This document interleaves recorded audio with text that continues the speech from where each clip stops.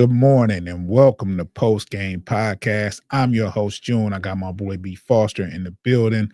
Before we start this Piston Weekly show, I want to remind everyone to please subscribe to Bleachers and Speakers on YouTube. And for your audio fix, follow us on all the aggregators at Post Game Podcast, FFSN in your search. Make sure you have that notification bell on so when we go live or when we drop content, you'll get a notification. Download those episodes. Once again, subscribe to Bleachers and Speakers. We got a bunch of stuff going on there. It's not just Pistons. We do Detroit Lions. We do Tigers baseball. We have these featured profile. The NFL draft is coming up. So we're doing a lot of profiles. I'm doing old school profiles, let people know where we came from as far as fandom and stuff like that. So check us out. B. Foster, we had a week in Pistons basketball. Now, before we talk about the games, we have to talk about the acquisitions, the ending result, and there was some trades going on was it Wednesday? On Wednesday. Wednesday was the deadline. Thursday was the deadline. They Or- made the last transaction on Thursday. Okay. But on Wednesday, me and you were pacing because we were hoping that a move was made. And a move was made, but when it happened, we wasn't quite sure. Well, we knew it had to be more, right? Yeah. So do you have the whole transaction written out, or do you know it? So the first move was just acquiring salary. We basically just ate a contract, KJ Martin, and then I think we got a future second round pick as well from Philly, who was just trying to get under the salary or the luxury tax. So that was ultimately we never touched any of our roster or any of our assets the whole way through. You know, we did end up moving KJ Martin over to Utah in the transaction to receive Dennis Schroeder. But so yeah, the first day was just acquiring KJ Martin and a future second round pick. It might have been 2 second round picks. I think it was 2. Yeah, from Philly. So when that happened, me and Foster always talk. Like, don't get it twisted. We don't just talk on the show. We are friends in real life. And you know, we talk more than sports, but we absolutely was on this subject because when the first trade happened, we knew something. It had to be more because there was no players moved. It was just we acquired a contract, we acquired some draft picks, and it was like okay. And then the player we got, it was like he wasn't on our radar at all. We talked about different players that would come in and make a difference and what we needed. And to acquire a swing player, another wing, it was like, it was redundant. It's got to be more. So plus we had money. We still hadn't eaten up enough of the 14 million that we had open. Right. So another player had to come from somewhere. So that was just a preliminary part to the deal. But let me pull up the Jimmy Butler trade. Okay. So when that happened, on Thursday morning, I'm texting Foster like, did anything else happen? Because I thought the deadline was at noon. Right. It was a little bit after. Yeah, it was a little bit after afternoon when I text Foster like, hey man, did another trade happen? And he was like, no. So I was pissed, right? So I go to Twitter, I go to Woodward Sports to go see what happened, and they had tweeted Trajan Langdon had till 3:00 to make a deal. So I said, oh, it's still some time on the clock, right? So I'm sitting here and I'm at work, this, that, and other, and boom, the transaction was made and we picked up a player that me and Foster did not speak of, but his role that he would play, we spoke of. We definitely said we needed another uh primary ball handler that can get his own shots and that could score. Another guard. Um, and what happened, Voss? So initially, I thought initially they had announced that we only were going to get Josh Richardson, who hasn't played this year, pretty much beyond his prime. Lindy Waters from the Warriors, who we'll talk about a little bit. And I think at that point, I think we thought we still had KJ Martin at that point. It Right. wasn't until the very end that they announced that we would be trading Josh Richardson and KJ Martin to the Jazz for Dennis Schroeder. And then I guess we got a 2031 second round pick from the Warriors, which is, 2031. How old is that kid right now that's going to be drafted? Because that's what, 6 years down the road? Yeah. So he's probably in seventh grade right now. But anyways, so the final results of the trades, all things considered, Wiggins to the Heat, Butler to the Warriors, everything. We get Dennis Schroeder, Lindy Waters, and that second round pick. So that's how all the trades conclude. Yeah, and me and Foster was very happy with the results, mainly because we didn't have to give up anybody, right? Just maneuvering, moving around.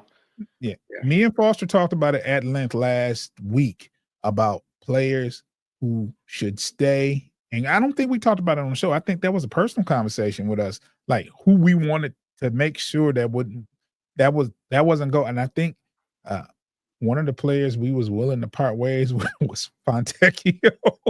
Man, he was in every trade mock possible because he had a very movable deal essentially, and he does play a role.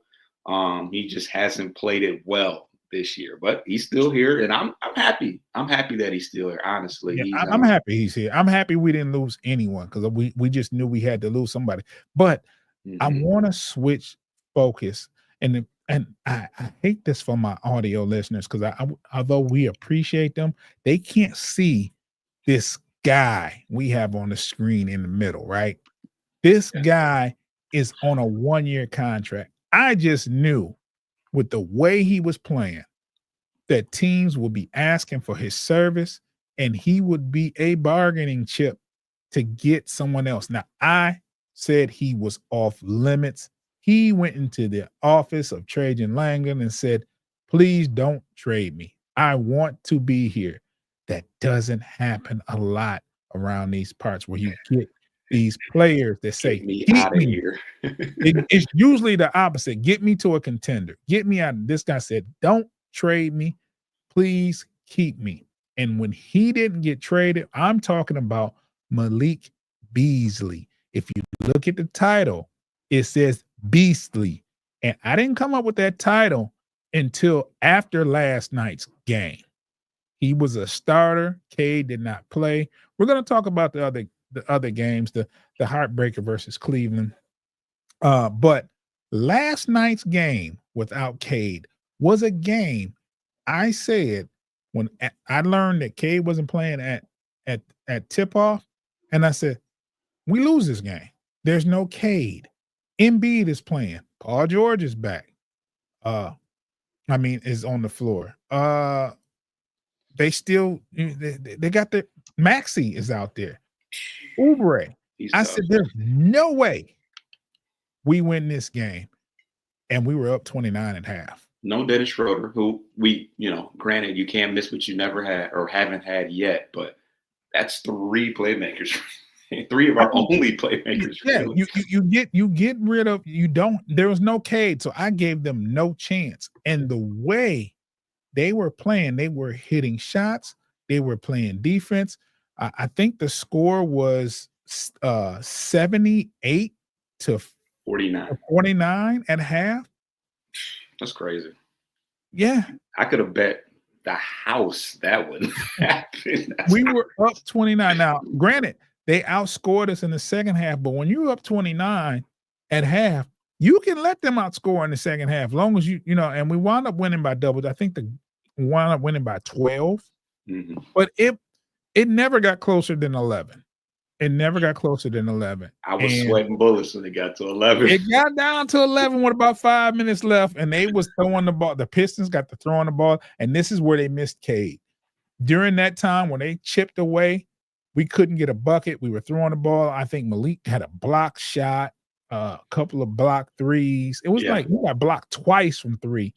And it was just like, it just looked like they were going to chip away. But what they had 11, they were up 11. The Pistons were up 11. And then Duran gets a steal and goes the length of the court. And that was perfect. That was my dryer. That was my dryer. Hey, sometimes it just happens. Hey, like man, God is good, bro. So, you know what I'm saying? So, and then they put it up, they go up to take the lead to 13, and then a couple of buckets later, Pistons are back up 19, and the Sixers didn't stop playing at all. They were playing like it was a playoff game to the whistle. Like they were, I remember it was like 50-something seconds left, and they were shooting threes. They were guarding the inbound. They were, all the way up the court, harassing the ball handler. And it was like, we're not shooting anymore, fellas. we're up 15 with 50 seconds left, man. It's over. Troy said, first of all, good morning, Troy. Troy says, Oscar at point was filthy. He brought the Ivy speed threat element to get shooters open. I'm telling you, man, Oscar Thompson was one I was scared of they was going to trade. I was scared. Like, don't get rid of the young guy. Don't do that. But the only reason I fear for some of these players, because they're worth something. You can get something in return. For a young Oscar Thompson, you can get a lot in return to make this team better. But I think you don't, and this is just my opinion, for this year, you don't get rid of anybody, because the upper echelon, the top two teams, you're not better than. You're not beating Cleveland, you're not beating Boston in a 7-game series or a 5-game series. You're just not there yet. Then you have New York. I think our chances are better with New York, and Indiana has gotten the best of us. Those are the top 4. You know what I'm saying? You don't trade away your future unless you have a legitimate chance to win the conference or to be significantly better. You know what I'm saying? So I'm glad that, and Trajan Langdon has done a wonderful job thus far with the acquisitions in the offseason last year and what he did at the trade deadline. He didn't give away anybody. And we acquired Dennis Schrader, who can do some of the things that we need him to do. Like, I don't want to talk bad about Ivy, but Schrader is a little bit more dependable scoring wise than Ivy on a consistent level. Ivy has he's the Ferrari. Ivy is a Ferrari. Yes. And Schrader is, he's your Corolla. I was gonna say Honda, but yeah, he's your Honda. You know what I'm saying? He's gonna get you to point A to point B. You know what I'm saying? He's gonna be efficient, but Ivy is your Ferrari. You know what I'm saying? And you know what his potential is. And another update: Ivy is walking in the pool. He has like a 4-week evaluation timetable. So I'm not saying rush him back and he's going to play this year, but the healing process is going well for him. I just want to mention that. So feels like the Hutch recovery kind of. Yeah. So this is everything we hope for, because when you have an injury like that, you just hope there's no nerve injury, no nerve damage, right? When they break a leg, and I'd rather you break a leg than tear a ACL, because the recovery time is a lot. As long as you don't mess with any of the, long as you don't have nerve damage, nothing like that. Bones heal. They put pins in the bones now that make them heal faster. And he's young, so that so it'll grow stronger. Pause. The bone, pause. But you know what I'm saying. I think that's time for that ain't nothing but God telling me to go to a commercial, man. I'm gonna take a quick break, man. This is it's getting kind of wild.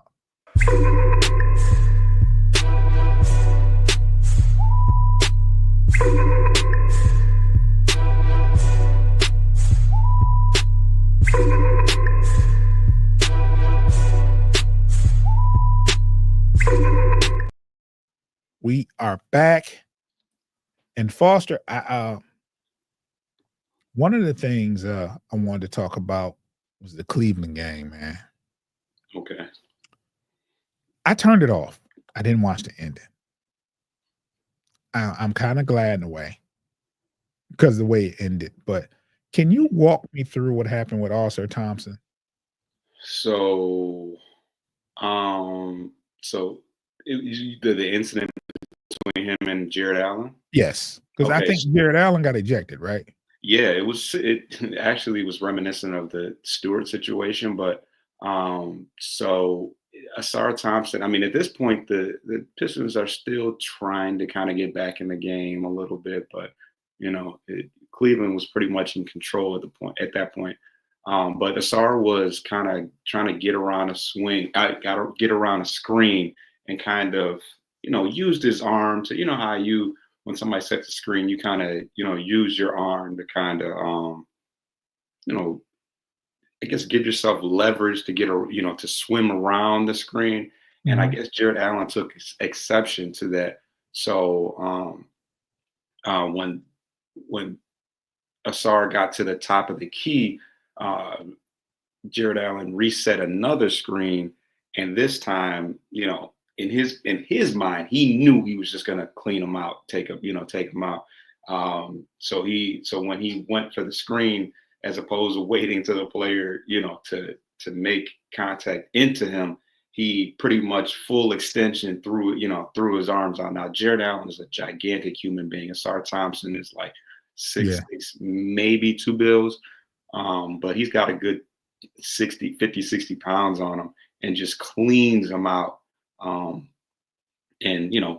blatant, flagrant fashion. So after a long review, after a long review, and mind you, Isaiah Stewart wasn't on the court. I don't know how that would have went. I'm kind of glad that he wasn't on the. I mean, part of me wish he was there, but part of me kind of knows I don't think he would have done that had he been out there. But who knows? But yeah. So ultimately, Jared Allen gets ejected.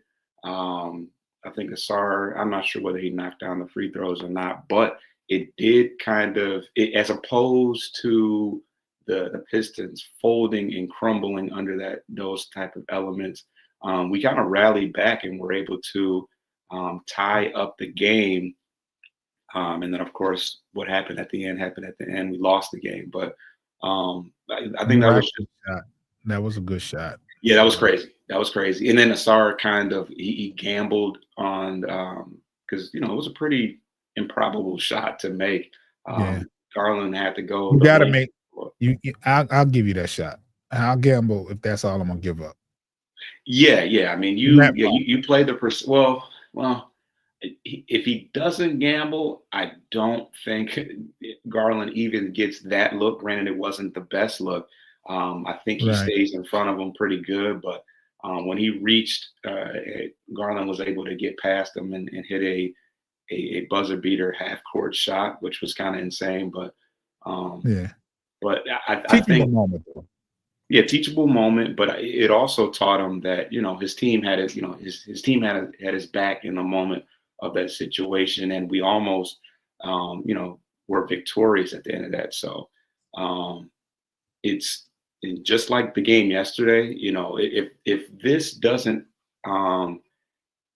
encourage you and make you excited for the rest of the season, the fact that we had zero ball hand, we had a lot of scoring missing in the game yesterday, and we still were able to rally and clearly not a close game. This game was out of reach for a good 3/4 of it.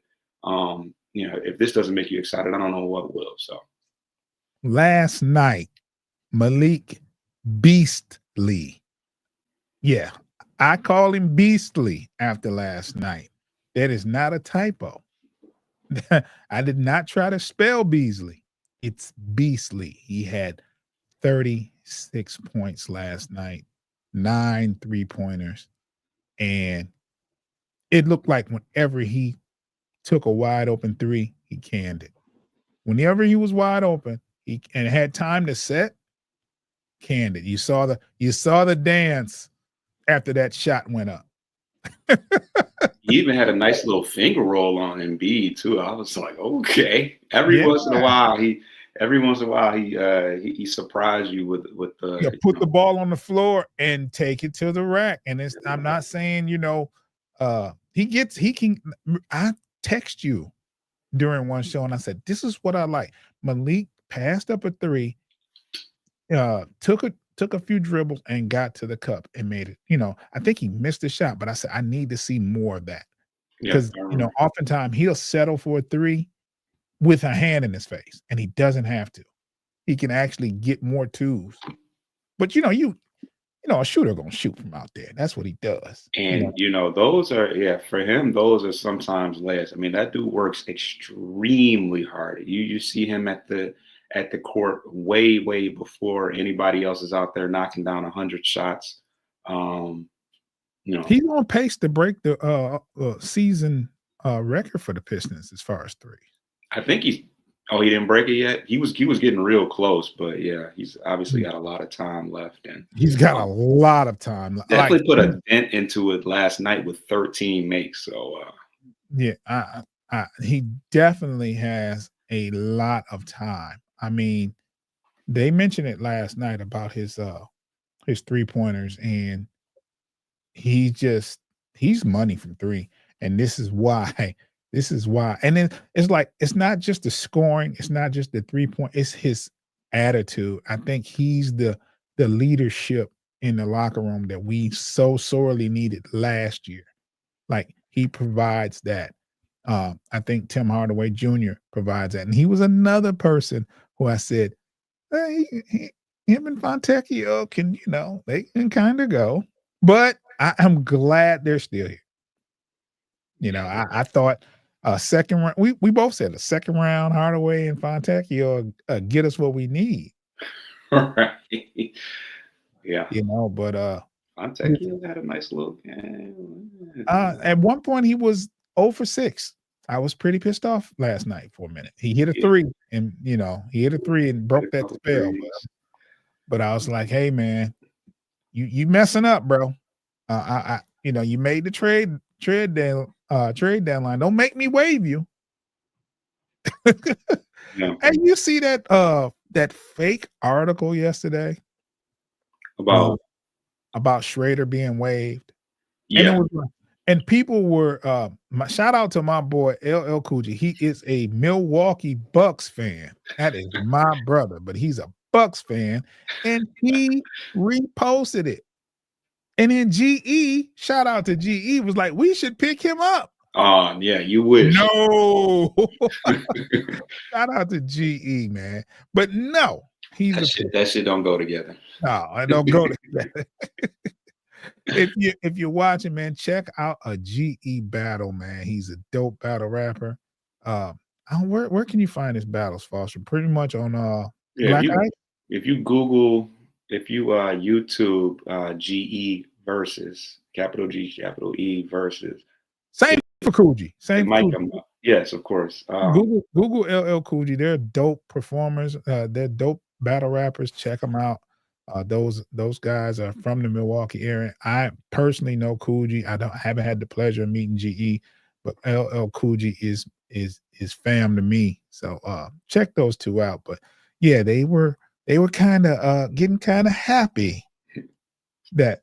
And when I saw it, I immediately, this is what I do. When I see stuff like that, I go to ESPN. Check first. Got to I check check first just in case you cut I into go them to for no ESPN, reason. then I go to Twitter, I go to Adam Scheffler, and then I check out the Pistons, and then I check out Woodward Sports. If they haven't said anything, like those are 4 different things. If they haven't said, it hasn't happened. Cap. Yeah. So, and then there's a lot of cap going on in Facebook with these articles, so you don't know which is, what's what. And then it Check dis FFSN if you want the real. it's then tap in with us. You know what I'm saying? But the thing is, it didn't make any sense to move all of those assets, all the money to acquire somebody and then waive them. Because that means ultimately you did nothing. You could have you didn't have to do all that to do nothing. That did nothing for you. You didn't inquire because the only acquisition you got would have been Lindy Waters. Lindy and a second round pick in 2031. It just didn't make any sense. Now, talking about the other guy, Lindy, what do you know about Lindy Waters? All right, so Lindy Waters, he is a 6'6" guard. He played with the Warriors this year. We actually got a chance to play against. We actually had a decent little game against us. I'm not gonna lie. Him and Isaiah Stewart had a little run, and I don't know how the ball ended up on the He snatched the sideline. ball out of his And he hand. was like, "Give me this." It was hilarious. Stewart needs to take him to dinner, man, when he gets there. Yeah, it's a nice, because no harm, it's not like he assaulted him because which is very possible, but no, he's a guy that really makes his money off of shooting from the outside. He actually Mm. shot 44% from 3 last year. He only played like 30 some games. He spent most of the year in the G League last year. This year is the first year where he's been up with the parent team for the entire year. But yeah, he's pretty much a spot up shooter. He's a guy that you can trust to take care of the ball. And defensively, he's pretty versatile. Like I said, he's got some length. He's 6'6", and he can disrupt and get in the passing lanes. That's pretty much what what you can expect from him. He's as far as Golden State, he kind of got lost in the shuffle of them having a ton of guards. They they got Buddy Hield. They of course have Curry. They have Kuminga. They have And then they acquired Butler. they acquired Butler, of course. I think they went out and got Troy or Melton, whatever. It's not Troy Melton, whatever. So they had a lot of guards. So he kind of got lost in the shuffle of having a ton of guards. But honestly, I'm interested to see what he can bring to the table. He's kind of fits the exact mold of what Simone Fontecchio does. They're about the same height. I think that if he can shoot if he can shoot more efficiently than Fontecchio, then Fontecchio could be in trouble. But I think he's a upgrade defensively. So yeah, we'll see. I don't know if he's gonna. I know they're at least going to give him a opportunity to earn some minutes. I think Wendell Moore was waived in relation to make move for Waters. So Yeah. I'm assuming they viewed that as an upgrade at that in that regard. But I think we'll get a chance to see if he can play some defense and knock down some shots because I'm like I gonna tell said, you something now, Foster. yeah. There's opportunity for Mr. Waters. Fontecchio, you got to step it up. You could very well take those minutes. And They're up. even Tim Hardaway, I think that I like what he's brought to us. He at least gives the threat. He makes them respect the fact that he's out there. You gotta keep an eye on him. But I don't think he needs to. I think in his best role, he's he can be a volume shooter off the bench that if he gets hot, you can ride with him and you can close a game with him. But at the same time, we really don't need a guy that's playing 30 minutes a game and only scoring 6 points or whatever it is. I think he had 6 points last night. So if for some reason I think Waters is actually an upgrade defensively Hardaway. Defensively over Hardaway as well. Okay. So he's limited. He's not a guy that he's not he's not a guy that has a lot of gravity. You don't have to. He's not gonna create for others that much, but he is athletic. He can get out on the open floor as well. So we'll see. Hopefully we get a chance to, if we don't see him Sunday, certainly by Chicago, I think by the game in Chicago, I think we should see him and Dennis Schroeder. Schroeder was with the team, I believe. I didn't see any footage, but somebody reported that Schroeder was in the locker room after that win, and that had to, that's a good message to send to him. Like, okay, no Cade, no Ivy, no me, no Waters, no problem, no problem. Yeah. MSU Detroit fan says, so what exactly is the extent of Cade's ankle? I don't know. For me, I thought it was a little, part of me said it's a little alarming that he takes a day off against a star-studded team like the Philly on ESPN. But I think it's just precautionary. I think that he's been, you know what? He did roll up his ankle. He did roll his ankle against Cleveland. Didn't you? I feel like you said something like, "Oh boy, here goes Cade." No, I had turned the game off. Maybe that was somebody else. Yeah. But yeah, he definitely rolled his ankle a little bit against Cleveland. But I think it was precautionary, especially with the All-Star break coming up. I think he wants to be able to represent in a 3-point contest and in the All-Star game. So they might hold him out against Charlotte, which would be kind of crappy. And that's Sunday's game, Charlotte, right? Yeah, that's tomorrow. So not much time to not much more time to recover. So we'll see. But we haven't had good luck versus Charlotte lately. Right. I still think that we've lost. We beat them once, I think. No, we lost to them twice. Yeah, one was a buzzer beater, and yeah, we lost tragically to them twice. Yeah, Miller, who's out for the year now, but I know Miller had a big shot. Miller had 2 great games versus us. Yeah. The second game he was lights out from 3. The first game he had a putback to win. You know what? 1 and 2. MSU Detroit fan says we are 1 and 2 versus Charlotte this year. Okay, we did. I thought we might have won 1, but yeah, I wasn't sure. LaMelo's back, so LaMelo is back. They beat the Spurs last night. Yeah. Did Dalton Connect play? I don't think so. I think Miles Bridges. I know for a fact that Miles Bridges had the big shot. And Miles Bridges had the big shot, and LaMelo Ball had 34, I think. Wow. If it wasn't 34, it's 24. MSU Detroit fan says both those losses to the Hornets were heartbreakers. Yes. Mm-hmm. Yeah, so I don't know if Cade plays tomorrow. Maybe he just needed a day of rest. Who knows? We'll see. Like, I didn't know he was going to be out until 7:30 yesterday.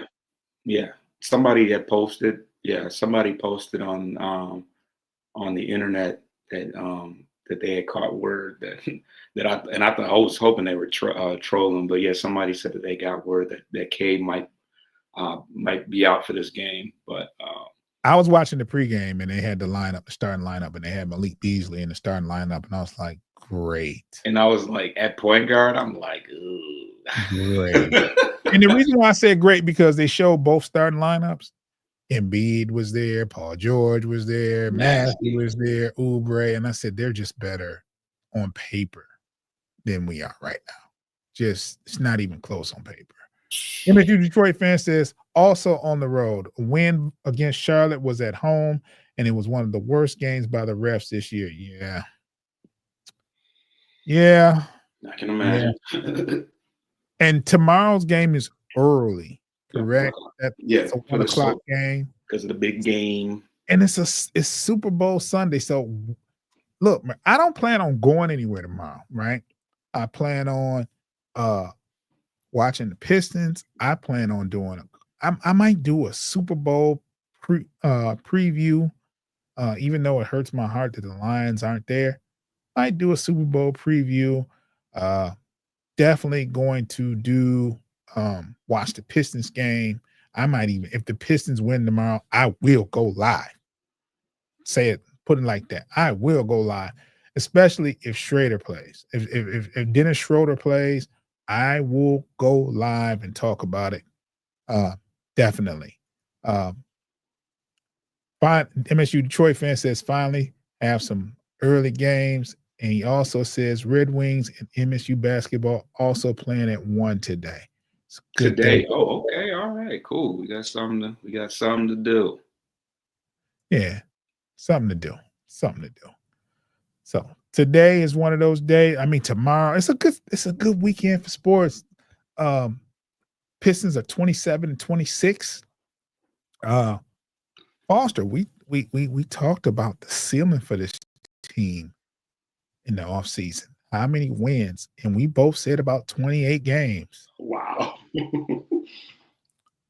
And we said, they would double the output, and that's about it. That's all we were giving them, 28 games. Now it's looking more in the 40 range. We are the 6th seed right now. And although the seeds right under us are very competitive with us, because you got Orlando, you got the Bulls. Even though the Bulls have had some bad games of recent, they've still been a problem for us most of the season. We won the last game, of course. I forgot who else was under us per se, but Charlotte, they have posed problems for us. So it's not guaranteed we'll finish at 6 or higher, but it's looking good. I like the competitiveness. We should have won versus Cleveland. I'm going to say that.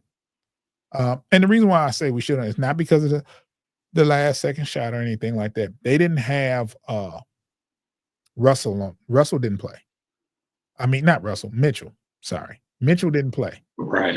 That's a game you got to win. If Mitchell doesn't play for them, you have to win that game. Just got to. They didn't seem to miss him at all, though. They were balling. And Mobley had a horrible game the night before or 2 games before, whatever, or the game before. And then he comes back and hits 30 versus us. And it was annoying. It's annoying to me because me and Tate had a discussion about Mobley versus Cade, and he basically said that he said that the Pistons, if you trade the 2 players, the Pistons will be better if we had Mobley as opposed to Cade, and that Cade right now, and that Mobley is not only better, not only has a higher ceiling than Cade, but is better than him right now. So that would have been my perfect opportunity to be like, you sure about that? But hey, he kind of snapped, and that was without Donovan Mitchell. To Tate's defense, I've had thoughts on if Mobley would have been a better fit here. That was before this year. Now, though, yeah, that was before this year. That was before this year. But they're having a great year as well, and he really feels like, I think he said that Mobley's their best player. Now, as far as a ceiling, the way Cade's playing right now, if you thought about it right now, who would you rather have, Mobley or Cade Cunningham? Most people would say Cade. Now, Mobley does what he does. He's a great fit for Cleveland, right? Yeah. He may not be a great fit anywhere else or to other teams. I think you can put Cade on just about any team, and he definitely upgrades them. Right. Now, I'm not saying Evan Mobley won't, but I think if you had a choice between most teams, if you said, okay, you want Cade or Mobley, most teams are going to pick Cade. Yeah, I think he sets higher ceiling due to the fact that he's taller, which it works when you're comparing maybe a small guard versus a big man. But I mean, Cade is he's a 6'6", player with a wingspan. He's not. I don't think that plays a factor when the guy is 6'6". Nah. I'm gonna read a couple of these comments. MSU Detroit fan says, I'm hoping both the Pistons and Red Wings can make the playoffs, mainly to see Little Caesars Arena alive and maybe convince the NHL and NBA to finally bring an all-star game back to Detroit. That would be dope. He also says the Palace never hosted an all-star game. Heck, the last time the Pistons hosted an NBA all-star game, they were playing at the Silverdome. That is crazy. How do you get two new stadiums since then and don't host one? That's insane. One would being Auburn Hill, the Palace, and Little Caesars Arena. You got to have an all-star game. There's two new arenas. That's Mr. My City, what up? He says, my guys, what up, though? Troy says, nobody in that draft can carry a team like Cade can. Those guys are good role players, not superstars. Yeah, I think what it is, I think Cade is going to be a superstar. I'm not sure if Mobley will. I think Mobley is a great fit for Cleveland. And also, he has a little bit, he's on a great team. He started off with great people around him, and he has a center there. Now, last year in the playoffs, I'm going to say this, last year in the playoffs, Allen got hurt. You didn't hear from Mobley. Man. So I like to see them see Mobley without some of the help first, because Cade has been out there by himself a lot.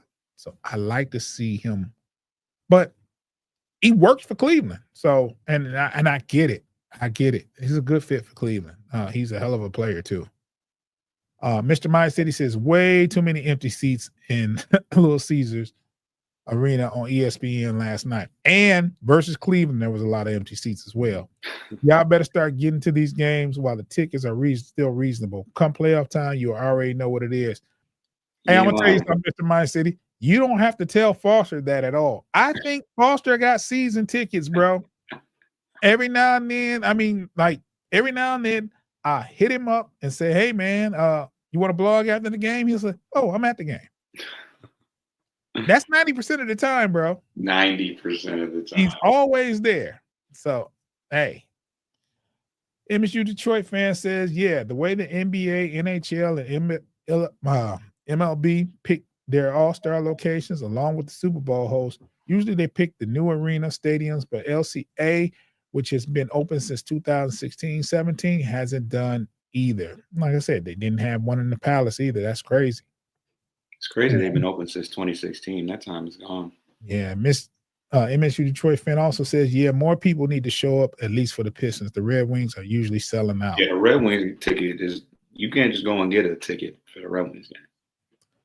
Yeah, so the next game is tomorrow in Little Caesars Arena, right? Correct. And I think they're playing away after that. 2 games in Chicago before the All-Star break. Okay, after the All-Star break, I am going to see the Pistons. I'm going to a Pistons game. It might be the first game after the All-Star break. Who knows? I'll see. It just depends on what day of the week it falls on, and I'm definitely going to get a ticket. Foster, I want you to go. Let's get it. Mr. My City says we will host another Super Bowl before we get any type of All-Star games. Yeah. Host the Super Bowl? Okay. Yeah, I mean, we did host. Remember when they built those blue things on the highway right before Super Bowl got here? You know what I'm saying? On 94, those big blue things. No, you talking about before the draft? Was that the draft or the Super Bowl? You talking about blue things? Or you talking about the Detroit sign? No, not the Detroit sign. Oh, Those I big don't know. blue things on 94 that looks like a bridge. Oh no, I don't. They I put think. those up right before the Super Bowl. Mr. My City probably knows what I'm talking about. Yeah, I don't Uh, think I was. I don't think I was in traffic that like that yet. please. MSU Detroit fan says MSU versus Michigan hockey tonight, and Okay. and I've seen that game usually have the full 20,000 at Oh, it's both ends. NLCA. Wow. Yeah. Yeah, hockey is huge in Michigan. Mr. My City says tomorrow game is early. I may go to that one. That would be kind of that would be a crazy event, right? Those tickets are cheap. Where you go to a NBA game and then you rush home to watch the Super Bowl. That would be a crazy turn of events. And screw the Super Bowl. I ain't gonna lie, but You're going to watch it though. I'm gonna watch it. But I'm not like, oh no, I gotta. I don't have to watch it, but I'm going to watch it. Yeah. It is what it is. I'm going to watch it. Going to what could have been. I don't want to go into that. I don't want to go there. No, yeah, please don't. Yeah. Mr. Mindset says nobody cares about the Super Bowl, bro. No, not for real. Not for real. Oh, for the. Okay. MSU Detroit fan says Sheila put in the bid. Yeah, good for Sheila. Sheila, make it happen. Make it happen. We need an all-star game. We need a Super Bowl here. It's time. It's definitely time. Foster, you want to put a bow on this? Yeah, the big game last night. The Pistons dominate against Philly without their all-star guard, Cade Cunningham, and bounced back after a two-game losing streak on two tough losses on buzzer beaters against top-notch players in the Eastern Conference. And I think that it's going to be a major. I think that's going to be a major. Um, it's going to do a lot for the team going down the stretch. To rally and to win a game on national TV. So we are now. I mean, I think that the world is aware of us, but you can't say that you didn't. You can't say you didn't see that game last night. And we put on a show because it very well could have been a stinker on ESPN against a star-studded team, but we got the job done. And I think that shows a lot to the guys coming in. Not that we have to prove to them, but the buy-in should be there from day one for a guy like Dennis Schroeder, who is a veteran, a veteran player. He's played in starting roles, he's played in reserve roles, and he, has been an impactful player for a long time. So I'm extremely excited for what's to come in the next couple of weeks. We'll get a nice break. Everybody, a lot of our guys will get some rest. Asar Thompson is going to be performing, I believe, in the Rising Stars game, and Cade will be in the All-Star and three-point contest. So should be fun. Yeah, that about do it for today's show. Foster, like I said, I don't know what your schedule is, and I don't want to make plans for you, but I'm definitely, if the Pistons win tomorrow, I'm going to go live and talk about what happened. Hopefully, Cade plays. Hopefully, Dennis Schroeder plays. It's going to be a good game. I'm going to predict if they both play, we win that game tomorrow. So, yeah, it'll be a good little thing. And then I'm talking ahead, and then go to Chicago and win those two games. It'll be a good way to start the NBA All-Star break. It'll be great. Couple more comments before we get out of here. Mr. My City, Cade in the 3-point contest is fire. And Mr. My City also says Lindy Waters will be a surprise. I hope so. Be nice. Yeah. Before we get out of here, I want to remind everyone to please subscribe to Bleachers and Speakers on YouTube and follow us on the podcast aggregators for your audio fix. You can find this show on Post Game Podcast, FFSN in your search. Make sure you're following us. Make sure you have that alert button on, that notification bell, and just make sure you download those episodes as well. We are out of here, Foster. You have a great Saturday. I might do a profile today. Who knows? We'll see.